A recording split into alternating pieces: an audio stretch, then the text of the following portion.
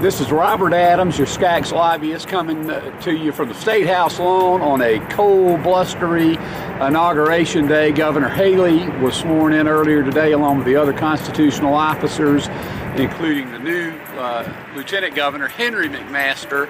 I think the high temperature during the proceedings was 38 degrees, so it was the frozen tundra on the State House lawn. But we're glad to be here on the second day of the legislative session. It promises to be another busy session for SCACS.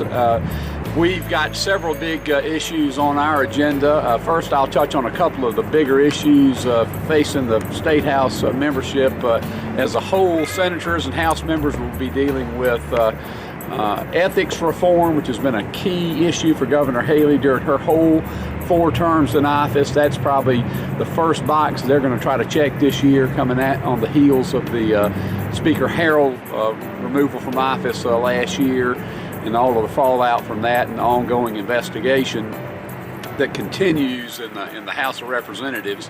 The other big dominant theme this year directly affects our membership, and that is the discussion about what to do regarding roads and infrastructure here in South Carolina. And our interest in that, obviously, as it has been for many, many years, is that the gas tax would be a consideration. And our chief concern is that if there is an increase in the gas tax, which we have historically opposed, we want to make sure that the increase does not put us above our neighboring states of Georgia and North Carolina.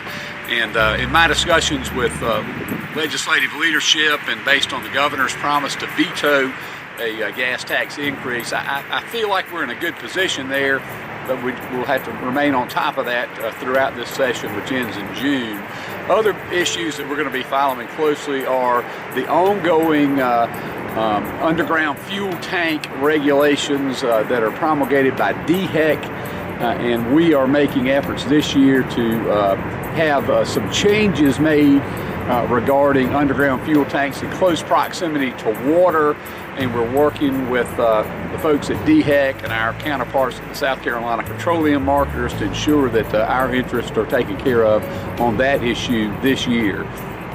Another big issue, and the last one I'll touch on for this report, has to do with the tobacco revenue stamp and Attorney General Alan Wilson's desire to bring that back, and that has in large part to do with the master tobacco settlement and black market cigarette sales and concerns about that.